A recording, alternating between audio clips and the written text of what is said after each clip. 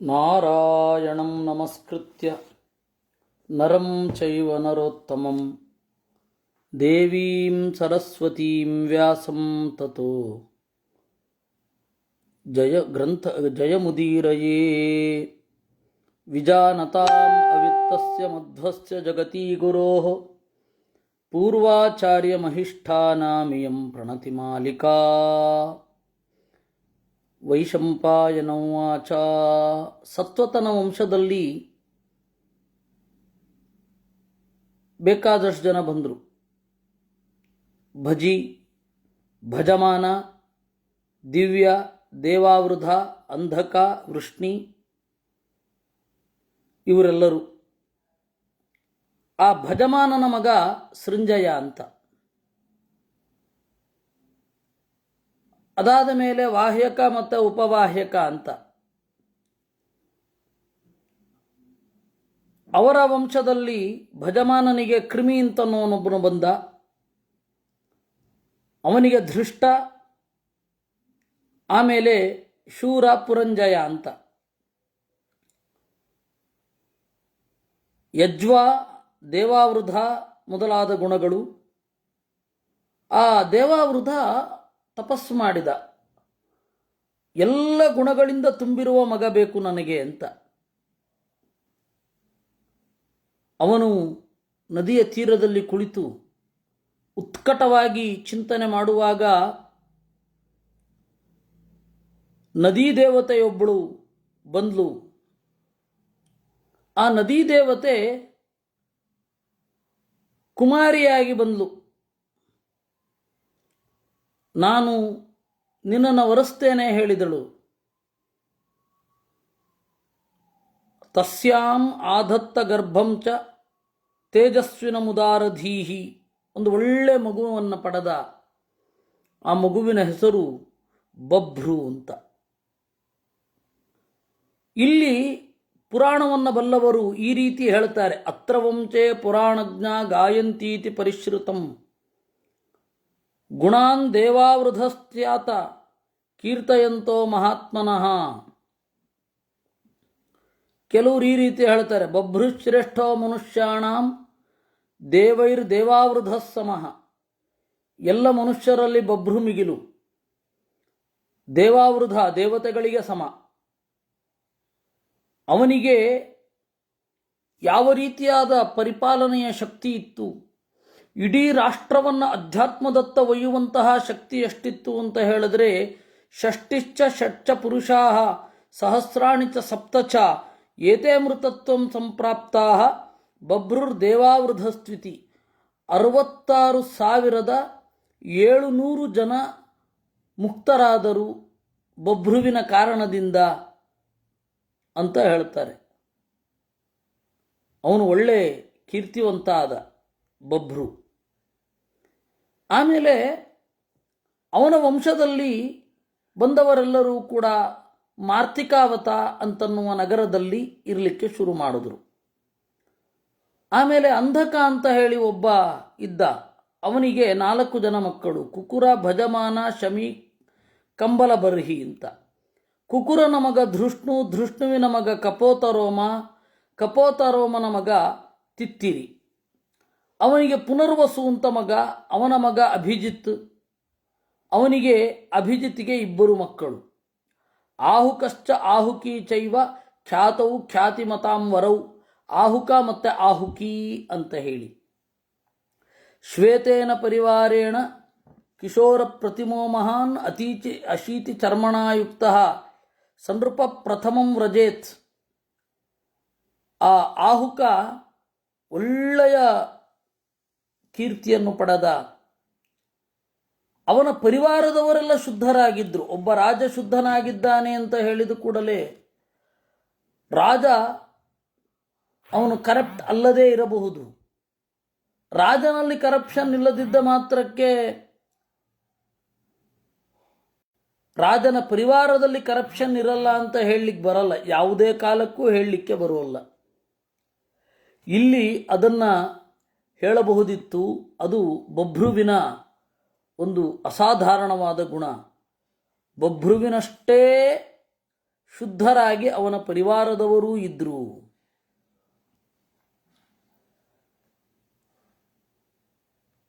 ಹಾಗೆ ಆ ಬಭ್ರುವಿನ ಮಕ್ಕಳು ದೇವಕ ಮೊದಲಾದವರು. ಆಹುಕ ಇದ್ದಾನಲ್ಲ, ಆಹುಕನಿಗೆ ಇಬ್ಬರು ಮಕ್ಕಳು, ದೇವಕ ಮತ್ತು ಉಗ್ರಸೇನ ಅಂತ. ಆ ದೇವಕನಿಗೆ 4 ಜನ ಮಕ್ಕಳು, ದೇವವಾನ್, ಉಪದೇವ, ಸುದೇವ, ದೇವರಕ್ಷಿತ ಅಂತ. 7 ಜನ ಕುಮಾರಿಯರು, ದೇವಕಿ, ಶಾಂತಿದೇವ, ಸುದೇವ, ದೇವರಕ್ಷಿತ, ವೃಕದೇವಿ, ಉಪದೇವಿ, ಸುನಾಸಿ ಅಂತ 7 ಜನ ಕುಮಾರಿಯರು. ಉಗ್ರಸೇನನಿಗೆ 9 ಜನ ಮಕ್ಕಳು. ಆ 9 ಜನ ಮಕ್ಕಳಲ್ಲಿ ಕಂಸ ಮೊದಲನೆಯವ. ಕಂಸನಿಗೆ 8 ಜನ ತಮ್ಮಂದಿರಿದ್ರು, ನೆಗ್ರೋಧ, ಸುನಾಮ, ಕಂಕ, ಶಂಕು, ಸುಭೂಮಿಪ, ರಾಷ್ಟ್ರಪಾಲ, ಸುತನು, ಅನಾಧೃಷ್ಟಿ ಅಂತ. ಆ ಕಂಸನಿಗೆ 5 ಜನ, ಕಂಸ, ಕಂಸವತಿ, ಸುತನು, ರಾಷ್ಟ್ರಪಾಲಿ, ಕಂಕ ಅಂತ ಹೇಳಿ 5 ಜನ ಹೆಣ್ಣು ಮಕ್ಕಳಿದ್ರು. ಇದು ಕುಕುರರ ವಂಶ. ಈ ವಂಶವನ್ನು ಕೇಳಿದವ ತನ್ನ ಪರಂಪರೆ ಶುದ್ಧವಾಗುವಂತೆ ಆಗುವ ಯೋಗ್ಯತೆಯನ್ನು ಅವನು ಹೊಂದುತ್ತಾನೆ. ಇಲ್ಲಿಗೆ 37ನೆಯ ಅಧ್ಯಾಯ. ಇನ್ನು ಭಜಮಾನ ಅಂತ ಒಬ್ಬ ಇದ್ದ. ಭಜಮಾನನ ಮಗ ವಿದುರಥ. ವಿದುರಥನ ಮಗ ರಾಜಾದಿದೇವ. ರಾಜಾದಿದೇವನಿಗೆ ಹಲವಾರು ಜನ ಮಕ್ಕಳು, ದತ್ತ, ಅತಿದತ್ತ, ಬಲಿ, ಶೋಣಾಶ್ವ, ಶ್ವೇತವಾಹನ, ಶಮಿ, ದಂಡಶರ್ಮ, ದಂಡಶತ್ರು, ಶತ್ರುಜಿತ್ ಅಂತ ಇಬ್ಬರು ಹೆಣ್ಣು ಮಕ್ಕಳು, ಶ್ರವಣ ಮತ್ತು ಶ್ರವಿಷ್ಠ ಅಂತ. ಆಮೇಲೆ ಶಮಿ ಅಂತನ್ನುವವ ಪ್ರತಿಕ್ಷತ್ರ ಅನ್ನುವ ಮಗನನ್ನು ಪಡೆದ. ಆ ಪ್ರತಿಕ್ಷತ್ರನ ಮಗ ಸ್ವಯಂಭೋಜ. ಸ್ವಯಂಭೋಜನ ಮಗ ಹೃದಿಕ. ಹೃದಿಕನಿಗೆ ಇಬ್ಬರು ಮಕ್ಕಳು, ಮುಖ್ಯವಾಗಿ ಕೃತವರ್ಮ ಮತ್ತು ಹೃದಿಕ ಅಂತ. ಈ ಕೃತವರ್ಮ ಕೃಷ್ಣನ ಅನುಚರ. ಆಮೇಲೆ ಬಲರಾಮನ ಜೊತೆಗೆ ಯಾವಾಗಲೂ ಇರ್ತಾ ಇದ್ದ. ಅದರಿಂದಾಗಿ ದುರ್ಯೋಧನನ ಪರವಾಗಿ ಯುದ್ಧ ಮಾಡಬೇಕಾಯಿತು ಕೃತವರ್ಮ. ಈ ಕೃತವರ್ಮನ ತಮ್ಮ ಶತಧನ್ವ ಅಂತ, ಅವನು ಅಸುರ. ಸ್ಯವಂತಕಮಣಿಯ ನಾಶದ ಪ್ರಸಂಗದಲ್ಲಿ ಅವನಿಲ್ಲ ಆಗ್ತಾನೆ. ಅದು ಮುಂದೆ ಕಥೆ ಬರುತ್ತೆ. ಸ್ಯವಂತಕಮಣಿಯ ಬಹಳ ವಿಚಿತ್ರವಾದ ಪ್ರಸಂಗ. ನಾವು ಊಹಿಸದ ತಿರುವುಗಳೆಲ್ಲ ಇದೆ ಅದರಲ್ಲಿ. ಒಂದು ಪ್ರಾಪರ್ಟಿ ಒಬ್ಬ ರಾಜನಿಗೆ ಹೇಗೆ ಸೇರುತ್ತೆ, ಯಾಕೆ ಸೇರಬೇಕು, ಮಿತಿ ಏನು, ಮತ್ತು ಕೌಟುಂಬಿಕವಾಗಿ ಬಂದ ಕಾನ್ಫ್ಲಿಕ್ಟ್ಗಳನ್ನು ಹೇಗೆ ಹ್ಯಾಂಡಲ್ ಮಾಡಬೇಕು, ಇವುಗಳನ್ನೆಲ್ಲ ಅದು ಹೇಳ್ತಾ ಹೋಗುತ್ತೆ. ದೇವವಾನ್ ಕಂಬಲ ಬರಹಿಷ ಅಂತ ಒಬ್ಬನನ್ನು ನೋಡಿದ್ವಲ್ಲ, ಅವನಿಗೆ ದೇವವಾನ್ ಅನ್ನುವ ಒಬ್ಬ ಮಗ. ಆ ದೇವವಾನ್ ಅನ್ನುವವನಿಗೆ ಅಸಮೌಜಸ್ ಅಂತ. ಅಸಮೌಜನಿಗೆ ಇಬ್ಬರು ಮಕ್ಕಳು, ಸುಧಮಷ್ಟ್ರ ಮತ್ತು ಚಾರುರೂಪ. ಇವರೆಲ್ಲರೂ ಬಹಳ ಜನ ಅಂಧಕರು. ಅಂಧಕರ ವಂಶವನ್ನು ತಿಳಿಯುವವನಿಗೆ ಆತ್ಮನೋ ವಿಪುಲಂ ವಂಶಂ ಲಭತೆ ನಾತ್ರ ಸಂಶಯ. ತನ್ನ ಸಂಬಂಧಿಕರು, ತನ್ನ ಪರಂಪರೆ ಚೆನ್ನಾಗಿ ಮುಂದುವರಿಯುತ್ತೆ. ಈ ಕ್ರೋಷ್ಟು ಅಂತ ಹೇಳಿ ಒಬ್ಬ ಇದ್ದ, ನಾವು ಹೋದ ಅಧ್ಯಾಯದಲ್ಲಿ ನೋಡಿದ್ವಿ. ಕ್ರೋಷ್ಟುವಿಗೆ ಇಬ್ಬರು, ಒಬ್ಬಳು ಗಾಂಧಾರ ದೇಶದವಳು ಹೆಂಡತಿ, ಇನ್ನೊಬ್ಬಳು ಮದ್ರ ದೇಶದವಳು ಹೆಂಡತಿ. ಆ ಗಾಂಧಾರಿ ಅನಮಿತ್ರ ಅನ್ನುವವನನ್ನು ಪಡೆದಳು, ಮಾದ್ರಿ ಯುಧಾಜಿತನನ್ನು ಪಡೆದಳು. ಆ ಯುಧಾಜಿತನ ಮಗ ದೇವಮಿಢ್ವಾನ್ ಅಂತ. ಆ ಅನಮಿತ್ರನಿಗೆ ಜೇತಾರ ಮತ್ತು ಅಪರಾಜಿತ ಅಂತ ಒಬ್ಬ. ಆ ಆ ಅನಮಿತ್ರನಿಗೆ ನಿಘ್ನ ಅಂತ ಒಬ್ಬ ಮಗ, ನಿಘ್ನನಿಗೆ ಇಬ್ಬರು ಮಕ್ಕಳು, ಪ್ರಸೇನ ಮತ್ತು ಶತ್ರಜಿತ್, ಶತ್ರುಸೇನ ಅಂತ.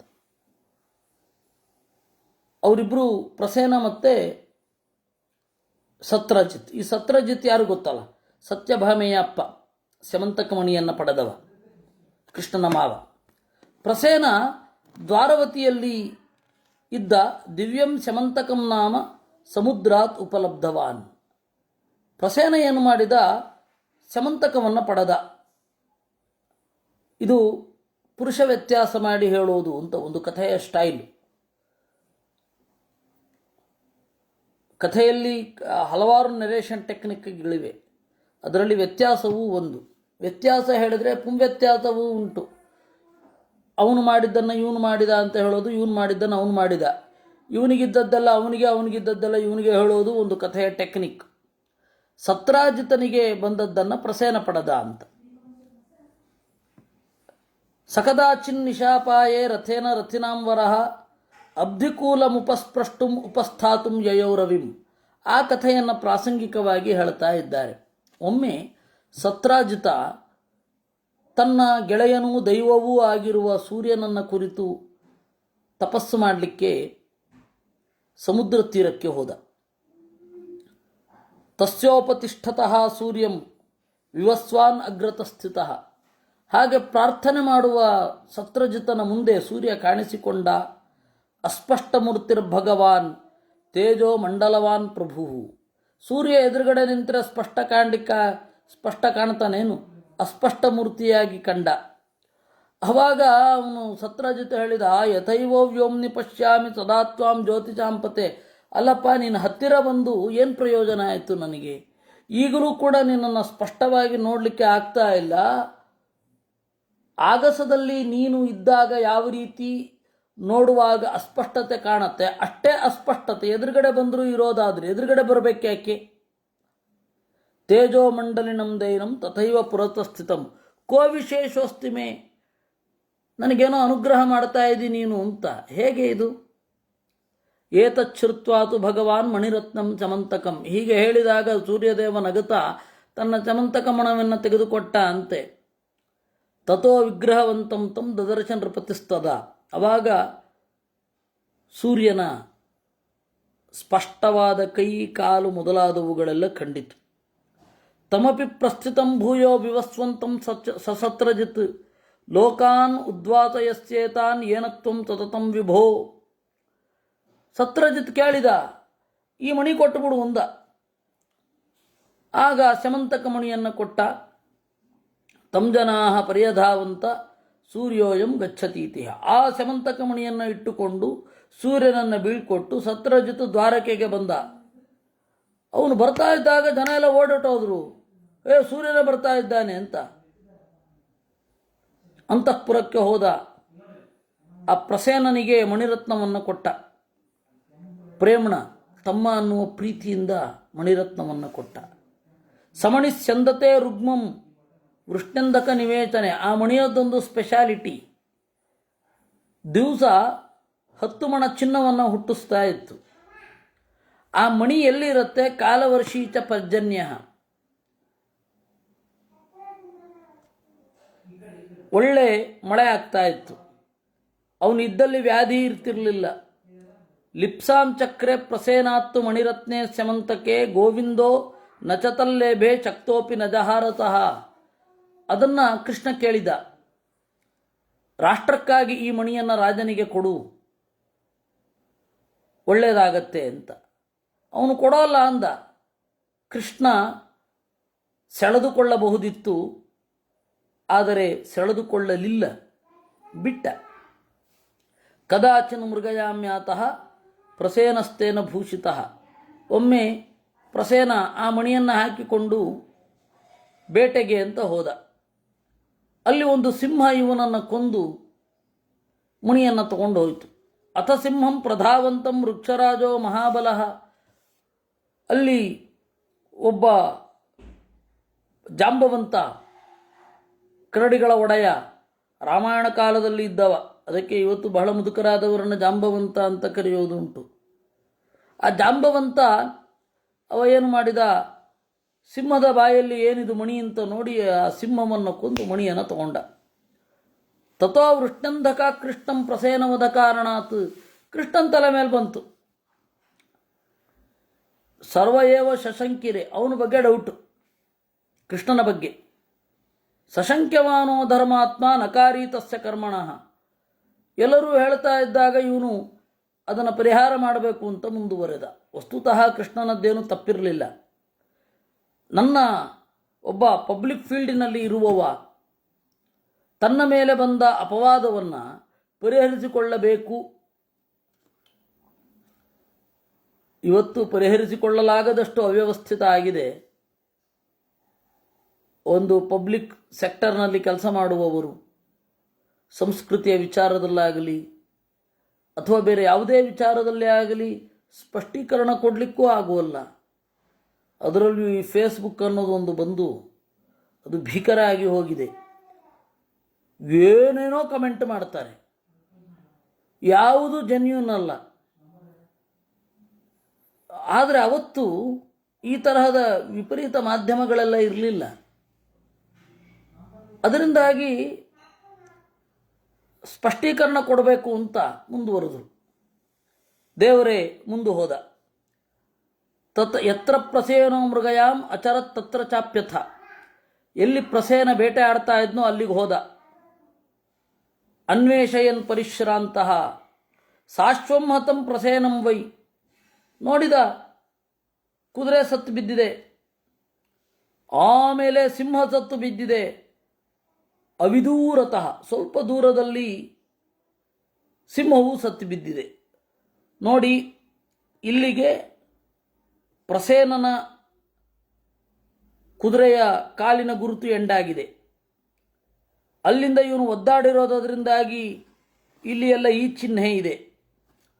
ಅಲ್ಲಿಂದ ಮುಂದೆ ಹೋದರೆ ಸಿಂಹ ಸತ್ತಿದೆ. ಸಿಂಹ ಸತ್ತ ಮೇಲೆ ಇನ್ಯಾವುದೋ ಹೆಜ್ಜೆ ಗುರುತುಗಳಿದೆ ಅಂತ ಹೇಳಿ ಅಲ್ಲಿಗೆ ಹೋದ. ಅವಳು ಹಾಡ್ತಾ ಇದ್ಲು, ಯಾರೋ ಒಬ್ಬಳು ಧಾತ್ರಿ. ಧಾತ್ರಿ ಅಂದರೆ ಮನೆಗೆಲಸದವಳು, ದಾದಿ ಅಂತ ಹೇಳ್ತೇವೆ. ಇಲ್ಲಿ ಆಯಿ ಅಂತ ಹೇಳ್ತಾರಲ್ಲ, ಆ ಥರದವಳು, ಆಯಾ ಅಂತ ಹೇಳ್ತಾರೆ. ಈಗ ಸಿಂಹ ಪ್ರಸೇನಮವಧಿ ಸಿಂಹೋ ಜಾಂಬವತಃ ಹತಃ, ಆ ಹಾಡು ಹೇಳ್ತಾ ಇದ್ಲು. ಸಿಂಹ ಪ್ರಸೇನನನ್ನು ಕೊಂದಿತು, ಸಿಂಹವನ್ನು ಜಾಂಬವಂತ ಕೊಂದ. ಓ ಮಗುವೇ ಅಳಬೇಡ, ಈ ಸ್ಯಮಂತಕಮಣಿ ನಿನ್ನದು ಅಂತ ಹೇಳ್ತಾ ಇದ್ಲು. ಸುವ್ಯಕ್ತೀಕೃತ ಶಬ್ದಸ್ತು ತೂಷ್ಣೀಂ ಬಿಲಮತಾಹ್ವಯತ್, ಕೃಷ್ಣ ನಿಧಾನವಾಗಿ ಪ್ರವೇಶ ಮಾಡಿದ, ನೋಡ್ತಾ ಇದ್ದ. ಎಲ್ಲರನ್ನ ಹೊರಗಡೆ ನಿಲ್ಲಿಸಿದ, ಇವನೊಬ್ಬನೇ ಒಳಗಡೆ ಹೋದ. ಒಬ್ಬ ಲೀಡರ್ನ ಲಕ್ಷಣ, ಅಪಾಯಕ್ಕೆ ತಾನು ಒಡ್ಡಿಕೊಳ್ತಾನೆ. ಕೆಲವೊಮ್ಮೆ ರಿಸ್ಕ್ ತೆಗೆದುಕೊಳ್ಳುವ ಧೈರ್ಯ ಇತ್ತು, ಬಲ ಇತ್ತು ಅಂದರೆ ತಗೊಳ್ತಾರೆ ಬಿಡಿ. ಕೆಲವೊಂದು ಸರ್ತಿ ಲೀಡರ್ಗಳನ್ನು ಉಳಿಸ್ಕೊಳ್ಬೇಕಾಗತ್ತೆ. ಶಾರ್ಂಗಧನ್ವಾ ಬಿಲಸ್ತಂತು ಜಾಂಬವಂತಂ ದದರ್ಚಃ, ಜಾಂಬವಂತನ ನೋಡಿದ. ಅಲ್ಲಿ ಅವರಿಬ್ಬರಿಗೂ ಯುದ್ಧ ಆಯಿತು. ದಿವಸಾನ್ಯೇಕವಿಂಶತಿ, 21 ದಿವಸಗಳ ಕಾಲ.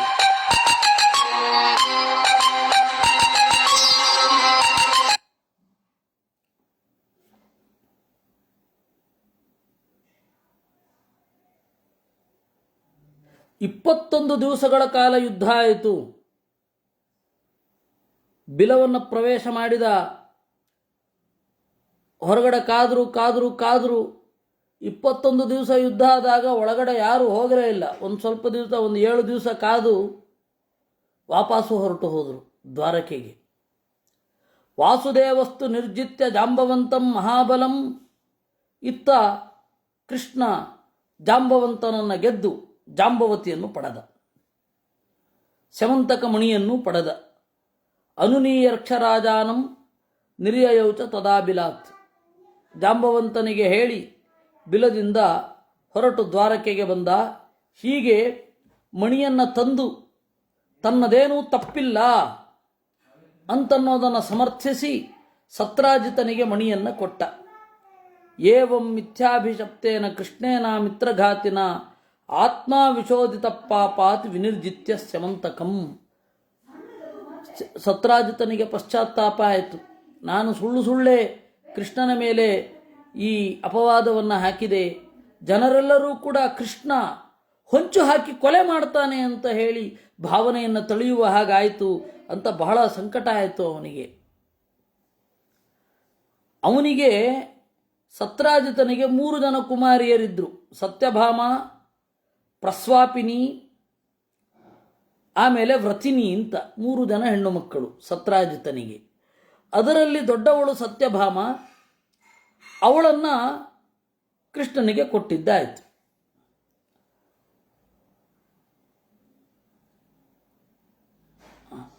ಮಾದ್ರೀಪುತ್ರಸ್ಯ ಜಜ್ಞೇತ ಪೃಷ್ಣಿಪುತ್ರೋ ಯುಧಾಜಿತಃ ಜಜ್ಞಾತೆ ತನಯೋ ಪೃಷ್ಣೇ ಸ್ವಾಪಲ್ಕಿಶ್ಚಿತ್ರಕಸ್ತಥ.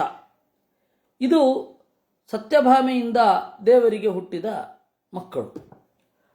ಇಲ್ಲಿಗೆ ಮುಗೀತು. ಅಂದರೆ ಕಥೆಯನ್ನು ಇಲ್ಲಿ ಹೇಳಲಿಕ್ಕೆ ಹೊರಡ್ತಿಲ್ಲ, ವಂಶದ ಪರಂಪರೆಯನ್ನು ಹೇಳಲಿಕ್ಕೆ ಹೊರಟಿದ್ದಾರೆ. ನಿಮಗೆ ಈ ಕಥೆ ಬೇಕು ಅಂತಂದರೆ ವಿಷ್ಣು ಪುರಾಣ ನೋಡಬೇಕು, ಪೂರ್ತಿಯಾಗಿ ಉಂಟು. ಮತ್ತು ಮುಂದೆ ಒಂದು ಕಡೆ ಬರುತ್ತೆ ಈ ಕಥೆ, ಅಲ್ಲಿ ವಿಸ್ತಾರವಾಗಿ ಹೇಳ್ತಾರೆ. ವಿಷ್ಣು ಪರ್ವ ಅಂತ ಬರುತ್ತೆ ನೆಕ್ಸ್ಟು. ವಿಷ್ಣು ಪರ್ವದಲ್ಲಿ ಕೃಷ್ಣನ ಕಥೆ ವಿಸ್ತಾರವಾಗಿ ಬರುತ್ತೆ, ಬೇರೆ ಬೇರೆ ಡೈಮೆನ್ಷನ್ಗಳಿಂದ ಬರ್ತದೆ. ಇಲ್ಲಿ ವಂಶವನ್ನು ಹೇಳುವ ಉದ್ದೇಶ, ಅದಕ್ಕೆ ಎಷ್ಟು ಬೇಕೋ ಅಷ್ಟು ಕಥೆಯನ್ನು ಹೇಳ್ತಾರೆ. ಇನ್ನು ಮಾದ್ರಿಯ ಮಗ, ಅವನಿಗೆ ಪೃಷ್ಣಿ ಅನ್ನೋನೊಬ್ಬ ಹುಟ್ಟಿದ.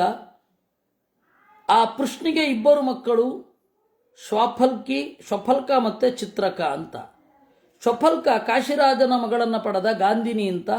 ಆ ಶ್ವಫಲ್ಕ ಮತ್ತು ಗಾಂಧಿನಿಯರ ದಾಂಪತ್ಯದಲ್ಲಿ ಬಂದವ ಅಕ್ರೂರ. ಅದು ನಿಮಗೆ ನೆನ್ನೆನೆ ಗೊತ್ತಿತ್ತು. ಆಮೇಲೆ ಈ ಕೃಷ್ಣ ಜಾಂಬವತಿಯನ್ನು ಕರೆತಂದನಲ್ಲ, ಅವಳು ಸಾಂಬನನ್ನು ಪಡೆದಳು.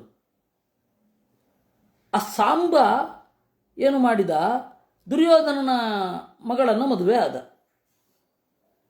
ಇನ್ನು ಚಿತ್ರಕನ ಮಕ್ಕಳು 2, ಪೃಥು ಮತ್ತು ವಿಪೃಥು, ಅಶ್ವಗ್ರೀವ, ಪೃಥು ಮತ್ತು ವಿಪೃಥು ಅಂತ. ಆಮೇಲೆ ಅರಿಷ್ಟನೇಮ, ಸುಧರ್ಮ, ಧರ್ಮಭೃತ್, ಸುಬಾಹು, ಬಹುಬಾಹು, ಶ್ರವಿಷ್ಠ, ಶ್ರವಣ ಮೊದಲಾದವರೆಲ್ಲ ಬಂದರು. ಇಮಾಂ ಮಿಥ್ಯಾಭಿಷಸ್ತಿಮ್ಯ ಕೃಷ್ಣಸ್ಯ ಸಮುದಾಹೃತಾಂ ವೇದ ಮಿಥ್ಯಾಭಿಶಾಪಾಸ್ತಂ ನಸ್ಪೃಶಂತಿ ಕಥಂಚನ. ಯಾರು ಈ ಕಥೆಯನ್ನು ತಿಳ್ಕೊಳ್ತಾರೆ ಅವರಿಗೆ ಮಿಥ್ಯಾಪವಾದ ಉಂಟಾಗಲ್ಲ ಅಂತ. ಇಲ್ಲಿ ಗಣಪನ ಕಥೆ ಬರಲಿಲ್ಲ, ಎಲ್ಲಿಯೂ ಬಂದಿಲ್ಲ. ಅವರು ವ್ರತ ಮಾಡಿದರು, ಅದರಿಂದ ಉದ್ಧಾರ ಆದರು ಅಂತ ಹೇಳಿ ಎಲ್ಲಿಯೂ ಬರಲ್ಲ. ಆ ಚಂದ್ರನನ್ನು ನೋಡಿದ್ರಿಂದಾಗಿ ಅಪಕೀರ್ತಿ ಬಂತು, ಅದಕ್ಕೆ ಚತುರ್ಥಿ ಚಂದ್ರನನ್ನು ನೋಡಬಾರದು ಅಂತ ಇಲ್ಲ. ಅದು ಒಂದು ಅರ್ಥವಾದ. ನಂತರ ಮಾಡಿದ ವ್ರತಕಥೆಯಲ್ಲಿ ಈ ಕಥೆಯನ್ನು ಸೇರಿಸಿ ಅದರಿಂದಾಗಿ ಯಾರೂ ನೋಡಬಾರದು ಅಂತ ಬಂದದ್ದಷ್ಟೇ ವಿನಃ ಯಾವ ಪುರಾಣಗಳಲ್ಲಿಯೂ ಬಂದಿಲ್ಲ. ಕೃಷ್ಣ ಚಂದ್ರನನ್ನು ನೋಡಿದ್ದ, ಚೌತಿ ಚಂದ್ರನನ್ನು, ಅದರಿಂದಾಗಿ ಅವನಿಗೆ ಅಪವಾದ ಬಂತು ಅಂತ ಹೇಳಿ. ಅದು ಏನು ಮಾಡಿದ್ರೂ ಅಪವಾದ ಇರೋದೆ. ಹೀಗೆ ಹರಿವಂಶ ಪರ್ವದ 38ನೆಯ ಅಧ್ಯಾಯ. ಯತ್ತತ್ ಸತ್ರಾಜಿತೆ ಕೃಷ್ಣ ಮಣಿರತ್ನಂ ಚಮಂತಕಂ ಅದಾತ್ ತದ್ವಾರಯ ಮಾತ ಬಭ್ರುರ್ವೈ ಶತಧನ್ವನ. ಆಗ ವೈಶಂಪಾಯನರು ಮತ್ತೆ ಆ ಕಥೆಯನ್ನು ನಿರೂಪಣೆ ಮಾಡ್ತಾ ಇದ್ದಾರೆ, ವಿಸ್ತಾರವಾಗಿ ನಿರೂಪಣೆ ಮಾಡ್ತಾರೆ. ಅದನ್ನು ನೋಡೋಣ. ಕೃಷ್ಣ ಸತ್ರಾಜಿತನಿಗೆ ಮಣಿಯನ್ನು ಕೊಟ್ಟ, ಅದನ್ನು ಬಭ್ರು ಅನ್ನುವವನು ಹೊತ್ತ. ಈ ಬಭ್ರು ಅಂದರೆ ಬೇರೆ ಯಾರು ಅಲ್ಲ, ಅಕ್ರೂರನಿಗೆ ಇನ್ನೊಂದು ಹೆಸರು. ಬಭ್ರುವಿನ ವಂಶದಲ್ಲಿ ಬಂದ ಅಕ್ರೂರನು ಕೂಡ ಬಭ್ರುವೆ. ಅಕ್ರೂರ ಏನು ಮಾಡಿದ, ಯಾವಾಗಲೂ ಸತ್ರಾಜಿತನಿಗೆ ನನಗೆ ಸತ್ಯಭಾಮೆಯನ್ನು ಕೊಡಿ ಅಂತ ಹೇಳ್ತಾ ಇದ್ದ. ಕೃತವರ್ಮ ಕೂಡ ಅದಕ್ಕೆ ಅಪ್ಲಿಕೇಶನ್ ಹಾಕ್ತಾ ಇದ್ದ, ನನಗೆ ಸತ್ಯಭಾಮೆಯನ್ನು ಕೊಡಿ, ಸತ್ಯಭಾಮೆಯನ್ನು ಕೊಡಿ ಅಂತ.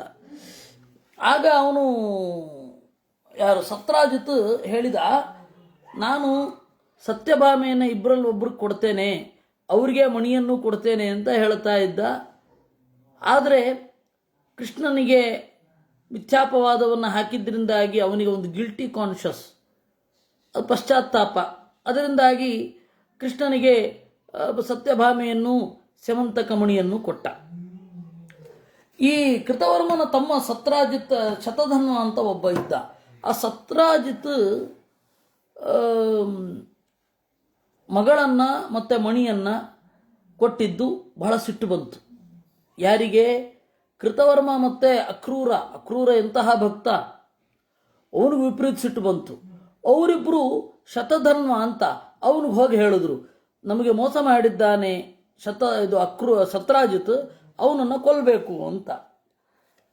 ಅದರಂತೆ ಸತ್ರಾಜಿತ್ ಸುಪಾರಿಯನ್ನು ಪಡೆದು ಸತ್ರಾಜಿತನನ್ನು ಕೊಂದು ಮಣಿಯನ್ನು ತಂದು ಅಕ್ರೂರನಿಗೆ ಕೊಟ್ಟ. ಅಕ್ರೂರ ಏನು ಮಾಡಿದ, ರತ್ನವನ್ನು ಪಡೆದು ಹೇಳಿದ ಶತಧನ್ವನಿಗೆ, ಯಾವುದೇ ಕಾರಣಕ್ಕೂ ನನ್ನ ಹೆಸರು ಹೇಳಬಾರದು. ಅದಕ್ಕೆ ಅವನು ಹೇಳಿದ, ರಕ್ಷಣೆ ಮಾಡಬೇಕು ನೀನು ಕೃಷ್ಣನಿಂದ. ಆಯಿತು ಅಂತ ಒಪ್ಕೊಂಡ್ರು ಇಬ್ರು ಕೂಡ. ಸತ್ರಾಜಿತನನ್ನು ನೀನು ಕೊಲೆ ಮಾಡಿದ್ದೀಯ, ನಿನ್ನನ್ನು ಇವತ್ತಲ್ಲ ನಾಳೆ ಕೃಷ್ಣ ಹುಡ್ಕೊಂಡು ಬರ್ತಾನೆ, ಆಗ ಕೃಷ್ಣನನ್ನು ನಾವು ಎದುರಿಸ್ತೇವೆ, ಕೃಷ್ಣನಿಂದ ನಿನ್ನನ್ನು ಪಾರು ಮಾಡ್ತೇವೆ ಅಂತ ಅವರು ಒಪ್ಪಿಕೊಂಡ್ರು. ಮಮಾದ್ಯ ದ್ವಾರಕಾತರ್ವ ವಚೇತಿಷ್ಠತ್ಯ ಸಂಚಯಂ ಹತೇ ಪಿತರಿ ದುಃಖಾರ್ಥ ಸತ್ಯಭಾಮ ಯಶಸ್ವಿನಿ. ಆದರೆ ಮುಂದೆ ಆಗಿದ್ದ ಘಟನೆ ಮಾತ್ರ ಬೇರೆ. ಸತ್ಯಭಾಮೆ ಏನು ಮಾಡಿದಳು, ಅಪ್ಪ ಸತ್ತ ಕೂಡಲೇ ಗಂಡನನ್ನು ಹುಡ್ಕೊಂಡು ಓಡಿದ್ಲು. ಗಂಡ ಎಲ್ಲಿದ್ದ? ಕೃಷ್ಣ ಪಾಂಡವರಿಗೆ ತರ್ಪಣ ಬಿಡ್ತಾ ಇದ್ದ. ಅರಗಿನ ಮನೆಯಲ್ಲಿ ಅವರು ಹೋಗಿಬಿಟ್ರು ಅಂತ ಹೇಳಿ ದುಃಖದಿಂದ ಅಶ್ರು ತರ್ಪಣ ಜಲತರ್ಪಣ ಎರಡೂ ಬಿಡ್ತಾ ಇರಬೇಕಾದ್ರೆ ಹೋಗಿ ಅವರು ಸತ್ತೋಗಿರಲಿಲ್ಲ, ಅವ್ರಿಗೆ ತರ್ಪಣ ಬಿಟ್ಟಿದ್ದಾಯಿತು. ಇವರು ಮಾವ ಸತ್ತು ಹೋಗಿದ್ರು, ಆ ವಿಚಾರವೇ ಗೊತ್ತಿಲ್ಲ, ಬಿಡ್ತಾ ಇದ್ದಾನೆ ತರ್ಪಣ. ಸತ್ಯಭಾಮಾತು ತದ್ವೃತ್ತಂ ಭೋಜಸ್ಯ ಶತಧನ್ವನಃ ಭರ್ತೃನಿವೇದ್ಯ ದುಃಖಾರ್ಥ ಪಾರ್ಶ್ವಸ್ಥಾಶ್ರು ನ್ಯವರ್ತಯತ್. ಅವನೇನು ಮಾಡಿದ, ಕೃಷ್ಣ ಇವರಿಗೆ ತರ್ಪಣ ಕೊಟ್ಟು ಬಂದ ಕೂಡಲೇ ಮಾವ ಸತ್ತ ಸುದ್ದಿ ಗೊತ್ತಾಯಿತು. ಬೇರೆ ವ್ಯವಹಾರಗಳು, ನನ್ನ ಪರವಾಗಿ ನೀನಿಲ್ಲಿರು, ಅನೇಕ ರಾಜ್ಯದ ವ್ಯವಹಾರಗಳೆಲ್ಲ ಇರ್ತದಲ್ಲ, ಇರು ಅಂತ ಹೇಳಿ ಸಾತ್ಯಕಿಯನ್ನು ಅಲ್ಲಿರಿಸಿ ಕೃಷ್ಣ ಏನು ಮಾಡಿದ, ಸೀದಾ ದ್ವಾರಕೆಗೆ ಬಂದ. ಪೂರ್ವಜಂ ಹಲಿನಂ ಶ್ರೀಮಾನ್ ಇದಂ ವಚನಂ ಅಬ್ರವೀತ್. ಬಲರಾಮನ ಹತ್ತಿರ ಹೀಗೆ ಹೇಳಿದ, ಹತಪ್ರಸೇನ ಸಿಂಹೇನ ಸತ್ರಾಜಿತ್ ಶತಧನ್ವನ ಸ್ಯಮಂತಕ ಸಮದ್ಗಾಮಿ ತಸ್ಯ ಪ್ರಭುರಹಂ ವಿಭೋ. ಪ್ರಸೇನ ಈ ಸ್ಯಮಂತಕ ಮಣಿಗಾಗಿ ಸಿಂಹದಿಂದ ಸತ್ತ. ತಮ್ಮನ ಕಥೆ ಹೀಗಾಯ್ತಾ? ಅದೇ ಸ್ಯಮಂತಕ ಮಣಿಯನ್ನು ಇಟ್ಟುಕೊಂಡ ಅಣ್ಣನ ಕಥೆ ಶತಧನ್ವನಿಂದ ಸಾಯುವ ಹಾಗಾಯಿತು. ಅದರಿಂದಾಗಿ ಸ್ಯಮಂತಕ ನನ್ನದು. ತದಾರೋಹ ರಥಂ ಶೀಘ್ರಂ ಭೋಜಂ ಹತ್ವಾ ಮಹಾಬಲಂ ಸ್ಯಮಂತಕೋ ಮಹಾಬಾಹೋ ಹಸ್ಮಾಕಂ ತಭವಿಷ್ಯತಿ. ಅದರಿಂದಾಗಿ ರಥವನ್ನು ಏರು, ಹೊರಡೋಣ, ಶತಧನ್ವನ ಹತ್ರ ಯುದ್ಧ ಮಾಡಿ ಆ ಮಣಿಯನ್ನು ಕಿತ್ಕೊಳ್ಳೋಣ ಅಂತ ಅವನು ಹೇಳಿದ ಅಂತೆ. ಅದರಂತೆ ರಥವನ್ನು ಏರಿ ಶತಧನ್ವನನ್ನು ಅಟ್ಟಿಸಿಕೊಂಡು ಹೋದರು. ಯುದ್ಧ ಆಯಿತು. ಯುದ್ಧ ಆಗುವ ಮೊದಲು ಶತಧನ್ವ ಓಡಿ ಅಕ್ರೂರ ಮತ್ತು ಕೃತವರ್ಮರ ಹತ್ತಿರ ಹೇಳಿದ, ಕೃಷ್ಣ ನನ್ನನ್ನು ಹೊಡಿಲಿಕ್ಕೆ ಬರ್ತಾ ಇದ್ದಾನೆ, ನೀವು ಅವತ್ತು ಮಾತು ಕೊಟ್ಟಿದ್ರಿ ನನ್ನನ್ನು ರಕ್ಷಿಸಿ ಅಂತ. ಆಗ ಅವ್ರು ಹೇಳಿದರಂತೆ, ಇಲ್ಲ ಇಲ್ಲ, ನಾವಾಂ ವಿರೋಧಂ ಮನಸಾಪಿ ಕುರುವಹ. ಜಗತ್ಕರ್ತೃವಾದ ಲೋಕವೀರನಾದ ಸೃಷ್ಟಿ ಸ್ಥಿತಿ ಲಯಗಳನ್ನು ಮಾಡುವ ನಾರಾಯಣನ ಅವತಾರವಾದ ಕೃಷ್ಣನೊಡನೆ ನಾವು ಹೋರಾಡೋದೇ ಆಗಲ್ಲ ಅಂತ ನೋಡ್ರು. ಎಂತಹ ಕೈ ಕೊಡೋದಿದು! ಸರಿಯಾದ ಟೈಮಲ್ಲಿ ಕೈ ಕೊಡೋದು ಅಂದರೆ ಏನು ಭೀಕರ. ಅಕ್ರೂರ ಏನು ಮಾಡಿದ, ಅಪಯಾನೇ ಅವನೆಲ್ಲೋ ಹೋದ ಮಣಿಯನ್ನು ಹಿಡ್ಕೊಂಡು. ಇವನು ಓಡ್ಲಿಕ್ಕೆ ಶುರು ಮಾಡಿದ. ವಿಖ್ಯಾತ ಹೃದಯ ನಾಮ ಶತಯೋಜನ ಗಾಮಿನಿ. ಶತಧನ್ವನ ಹತ್ತಿರ ಒಂದು ಕುದುರೆ ಇತ್ತು, ಅದರ ಹೆಸರು ಹೃದಯ ಅಂತ. ಅದು ಹೆಣ್ಣು ಕುದುರೆ, ಬಡವ ಅಂದರೆ ಹೆಣ್ಣು ಕುದುರೆ ಅಂತ. ಸಂಸ್ಕೃತದಲ್ಲಿ ಬಡವ ಅಂತ ಹೇಳಿದ್ರೆ ಹೆಣ್ಣು ಕುದುರೆ. ಅದು 100 ಯೋಜನ ಓಡ್ತಾ ಇತ್ತು. ಯೋಜನ ಎಷ್ಟು ಅಂತ ಕೇಳಬೇಡಿ, ಏನು ತೀರ್ಮಾನ ಮಾಡಲಿಕ್ಕಾಗಲ್ಲ. ಓಡ್ದ ಅದಕ್ಕೊಂದು ಸ್ಯಾಚುರೇಷನ್ ಪಾಯಿಂಟ್ ಅಂತ ಇರ್ತದಲ್ಲ, ಡಬ್ಬ ಅಂತ ಓಡೋದೋಯ್ತು. ಇವನಿನ್ನು ಓಡಿಸ್ತಾನೆ ಇದ್ರೆ ಎಷ್ಟು ಅಂತ ಇರಬೇಕು. ಆ ಕುದುರೆ ಹಾರ್ಟ್ ಅರೆಸ್ಟಿನಿಂದ ಸತ್ತಿತ್ತಂತೆ. ಓಡಿಸ್ತಾನೆ ಇದ್ರೆ ಇಳ್ಕೊಂಡು ಓಡಿದ. ಅದಕ್ಕೆ ಇವನು ಓಡಿದ. ಪದ್ಭ್ಯಾಮೇವ ತಥೋಗತ್ವ ಶತಧನ್ವಾನಮಚ್ಯುತಃ ಮಿಥಿಲಾಂ ಅಭಿತೋ ರಾಜನ್ ಜಘಾನ ಪರಮಾಸ್ತ್ರವಿತ್ತು. ಇನ್ನೇನು ನೇಪಾಳದ ಹತ್ತಿರ, ಮಿಥಿಲೆಯ ಹತ್ತಿರ ಇದೆ, ಚಕ್ರವನ್ನು ಎಸೆದ. ಅವನ ತಲೆ ಕತ್ತರಿಸಿ ಹೋಯಿತು. ಪರೀಕ್ಷವಾತಃ ಎಲ್ಲ ನೋಡಿದ, ಬಟ್ಟೆ ಗಿಟ್ಟೆ ಎಲ್ಲ ಶೋಧಿಸಿ ನೋಡಿದ, ಸಮಂತಕ ಇಲ್ಲ. ನಾಸ್ತೀತಿ ಕೃಷ್ಣಶ್ಚೋವಾಚ ತಥೋ ರಾಮೋ ರುಚಾನ್ವಿತ. ಅಣ್ಣ ಇಲ್ಲ, ಸುಮ್ಮನೆ ನೋಡಿದ್ವಿ, ಸುಮ್ಮನೆ ಕೊಂದ್ಬಿಟ್ವಿ ಇವನನ್ನ ಅಂದ ಕೃಷ್ಣ. ಗೊತ್ತಿತ್ತು ಅವನಿಗೆ, ಅಣ್ಣ ಸುಮ್ಮನೆ ಕೊಂದ್ಬಿಟ್ವಿ ಇಂದ. ಆಗ ಧಿಕ್ ಶಬ್ದಮಚ ಕೃತ್ವ ಪ್ರತ್ಯುವಾಚ ಜನಾರ್ದನ. ಇದು ಬಲರಾಮ ಹೇಳಿದ, ಧಿಕ್ಕಾರ, ಧಿಕ್, ಇಷ್ಟು ಮೋಸ ಮಾಡ್ತೀನಿ ಅಂತ ಅಂದ್ಕೊಂಡಿರಲಿಲ್ಲ. ನೀನು ತಮ್ಮ ಅಲ್ಲದೆ ಹೋಗಿದ್ದಿದ್ರೆ ಕೊಂದು ಬಿಡ್ತಾ ಇದ್ದೆ, ತಮ್ಮ ಅದರಿಂದಾಗಿ ಬದುಕೊಂಡಿದ್ದೀ ಅಂತ ಬಲರಾಮ ಕೃಷ್ಣನಿಗೆ ನುಡಿದು, ಕೃತ್ಯಂ ನಮೇ ದ್ವಾರಕಯ ನತ್ವಯಾನತ ವೃಷ್ಟಿಬಿ. ನನಗೆ ನಿನ್ನ ದ್ವಾರಕೆನೂ ಬೇಡ, ನಿನ್ನ ಯಾದವರು ಬೇಡ, ಏನು ಬೇಡ ಅಂತ ಹೇಳಿ ಹೊರಟ. ಮಿಥಿಲಾ ನಗರದಲ್ಲಿ ಇದ್ದವ ಬಲರಾಮನ ಭಕ್ತ, ಅವನು ಇಟ್ಟುಕೊಂಡ. ಏತಸ್ಮಿನ್ನೇವ ಕಾಲೇತು, ಇದೇ ಕಾಲದಲ್ಲಿ ಅಕ್ರೂರ ಬಹಳ ಯಜ್ಞಗಳನ್ನು ಮಾಡಿದ. ಯಜ್ಞದಲ್ಲಿ ದೀಕ್ಷಿತನಾದವನನ್ನು ಕೊಲ್ಲುವ ಹಾಗಿಲ್ಲ, ಆ ಧರ್ಮ ಇದೆ. ಕೃಷ್ಣ ಧರ್ಮದ ಪ್ರಕಾರ ನಡೀತಾನೆ ಅನ್ನೋದು ಅವನು ಗೊತ್ತಿಲ್ಲದ ಸಂಗತಿಯೇ. ಅವನು ಕೃಷ್ಣನಿಂದ ರಕ್ಷಣೆ ಆಗಬೇಕು ಅನ್ನುವ ಒಂದೇ ಒಂದು ಕಾರಣದಿಂದ ಯಜ್ಞ ದೀಕ್ಷೆಯ ಕವಚವನ್ನು ತೊಟ್ಟ. ಅಕ್ರೂರ ಯಜ್ಞ ಇತಿತೆ ಖ್ಯಾತಾಸ್ತಸ್ಯ ಮಹಾತ್ಮನ. ಅವನು ಮಾಡಿದ ಯಜ್ಞಗಳು ಅಕ್ರೂರ ಯಜ್ಞಗಳು ಅಂತಾಯಿತು. ಈ ಗ್ಯಾಪಿನಲ್ಲಿ ದುರ್ಯೋಧನ ಹೋಗಿ ಬಲರಾಮನಿಂದ ಗದಾಯುದ್ಧವನ್ನು ಕಲಿತ. ಪ್ರಸಾದ್ಯತು ತಥೋ ರಾಮೋ ವೃಷ್ಣ್ಯಂಧಕ ಮಹಾರಥೈ ಆನೀತೋ ದ್ವಾರಕಾಮೇವ ಕೃಷ್ಣೇನ ಚ ಮಹಾತ್ಮನ. ಯಾವಾಗ ಬಲರಾಮನ ಹತ್ತಿರ ವಿದ್ಯೆ ಹೇಳಿಸ್ಕೊಳ್ಳೋದು ಮುಗೀತೋ ಅವಾಗ ಇವ ಏನು ಮಾಡಿದ, ಕೃಷ್ಣ ಬಲರಾಮನನ್ನು ಕರೆತರಲಿಕ್ಕೆ ಅಕ್ರೂರನನ್ನು ಬೇರೆಯವ್ರನ್ನ ಕಳಿಸಿದ. ಅವರು ಹೋಗಿ ಅವನನ್ನು ಸಮಾಧಾನ ಮಾಡಿ ಕರೆತಂದರು. ಆಮೇಲೆ ಅಕ್ರೂರನನ್ನು ಕರೆತಂದ. ಸರಿ, ಎಲ್ಲರೂ ದೊಡ್ಡ ಓಲಗವನ್ನು ಸೇರಿಸಿದ. ಅಷ್ಟು ಹೊತ್ತಿಗೆ ಅನಾವೃಷ್ಟಿಯೆಲ್ಲ ಆಯಿತು. ಅಕ್ರೂರ ಕಾಲಿಟ್ಟಾಗ ಒಳ್ಳೆ ಮಳೆ ಬೆಳೆ ಎಲ್ಲ ಆಯ್ತಂತೆ. ಎಲ್ಲರೂ ಸೇರಿದಾಗ ಅವನು ಹೇಳ್ತಾನೆ, ಕೃಷ್ಣ ನೋಡು ಅಕ್ರೂರ, ನಿನ್ನ ಹತ್ತಿರನೇ ಮಣಿ ಇರೋದು. ಎಲ್ಲರೂ ನನ್ನನ್ನು ತಪ್ಪಾಗಿ ತಿಳ್ಕೊಂಡಿದ್ದಾರೆ, ಆದ್ದರಿಂದಾಗಿ ನಿನಗೆ ಹೇಳಬೇಕಾಗ್ತಾ ಇದೆ.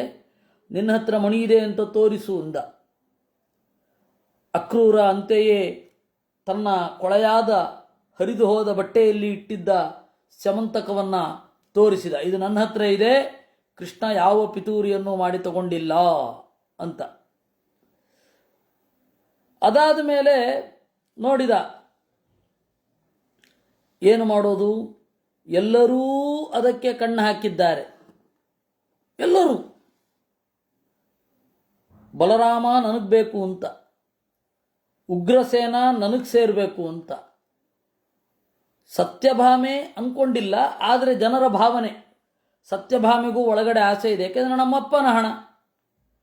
ಈ ಹೆಣ್ಣು ಮಕ್ಕಳಿಗೆ ಅಪ್ಪನದ್ದು ಅಂತ ಹೇಳಿ ಒಂದು ಸೆಂಟಿಮೆಂಟ್ ಜಾಸ್ತಿಯೇ, ಒಂದು ತೂಕ. ಅದರಿಂದಾಗಿ ಇದು ನಮ್ಮ ಅಪ್ಪನ ಹಣ, ನಮ್ಮಪ್ಪ ಗಳಿಸಿದ್ದು ನನಗೆ ಬೇಕು ಅಂತ. ಹೀಗೆ ಎಲ್ಲರದ್ದೂ ಆಸೆ ಇದೆ. ಆಮೇಲೆ ರೋಹಿಣಿ ಅಲಿಯಾಸ್ ಜಾಂಬವತಿ. ಜಾಂಬವತಿ ಏನಿದ್ದಾಳೆ, ಅವಳು ನಿಜವಾದ ಹೆಸರು ರೋಹಿಣಿ. ಅವಳು ನಮ್ಮಪ್ಪ ವಿಕ್ರಮದಿಂದ ಗಳಿಸಿದ್ದು, ಕೃಷ್ಣನಿಗೆ ನನ್ನ ಜೊತೆಗೆ ಮಣಿಯನ್ನು ಕೊಟ್ಟಿದ್ದು, ಹೀಗಾಗಿ ಆ ಮಣಿ ನನಗೆ ಸೇರಬೇಕು ಅಂತ ಎಲ್ಲರ ಬಯಕೆ ಇದೆ ಅನ್ನೋದು ಗೊತ್ತಾಗಿ ಇಂತಹ ಸಂದರ್ಭದಲ್ಲಿ ಎಷ್ಟು ಪೊಲೈಟಾಗಿ ವ್ಯವಹಾರ ಮಾಡಬೇಕು ಅಂತ ಕೃಷ್ಣ ತೋರಿಸ್ತಾ, ಅಕ್ರೂರ ನೀನೇ ಇಟ್ಕೊಂಬಿಡು, ಯಾಕೆಂದರೆ ಈ ವ್ರತ ಮಾಡುವವರು ಮಾತ್ರ ಮಣಿಯನ್ನು ಇಟ್ಕೊಳ್ಬೇಕು, ನಾವ್ಯಾರೂ ವ್ರತ ಮಾಡ್ತಾ ಇಲ್ಲ, ನೀನು ಮಣಿಯನ್ನು ಉಪಯೋಗಿಸು, ಯಜ್ಞಾದಿಗಳನ್ನು ಮಾಡು, ಆದರೆ ದ್ವಾರಕೆಯಲ್ಲಿರು, ಎಲ್ಲೂ ಹೋಗಬೇಡ ಅಂತಂದ. ಈ ತರಹ ಕುಟುಂಬ ಎರಡು ಹೋಳಾಗುವುದು ತಪ್ಪಿತು. ಕೃಷ್ಣನಂತಹ ಒಬ್ಬ ಟ್ರಿಕ್ ಇತ್ತು ಅಂತಂದರೆ ಕುಟುಂಬ ಹೋಳಾಗದಂತೆ ನೋಡ್ಕೊಳ್ತಾನೆ. ಯಸ್ತ್ವೇವಂ ಶೃಣುಯಾನ್ ನಿತ್ಯಂ ಶುಚುರ್ಭಿತ್ವಾ ತಮಾಹಿತಃ ಸುಖಾನಾಂ ಸಕಲಾನಾಂಚ ಫಲಭಾಗೀಯ ಜಾಯತೆ. ಯಾರು ಈ ಕಥೆಯನ್ನು ಕೇಳ್ತಾರೆ ಅವನು ಎಲ್ಲ ಸುಖವನ್ನು ಪಡೆಯುತ್ತಾನೆ ಅನ್ನುವಲ್ಲಿಗೆ 39ನೇ ಅಧ್ಯಾಯ ಆಗಿದೆ. ಆಮೇಲೆ ಮುಂದಿನ ಅಧ್ಯಾಯಗಳಲ್ಲಿ ವರಾಹ, ನರಸಿಂಹ, ಪರಶುರಾಮ, ಶ್ರೀಕೃಷ್ಣ ಮೊದಲಾದ ಅವತಾರಗಳ ರಹಸ್ಯವನ್ನು ನಾವು ನೋಡಲಿದ್ದೇವೆ. ಅದನ್ನು ನಾಳೆ ಇಲ್ಲ, ನಾಡಿದ್ದು ನೋಡೋಣ, ಸೋಮವಾರದಿಂದ ಅಂತ ಹೇಳ್ತಾ ಇವತ್ತಿನ ಚಿಂತನೆಯನ್ನು ದೇವರಿಗೆ ಅರ್ಪಿಸೋಣ. ಕೃಷ್ಣಾರ್ಪಣಮಸ್ತು.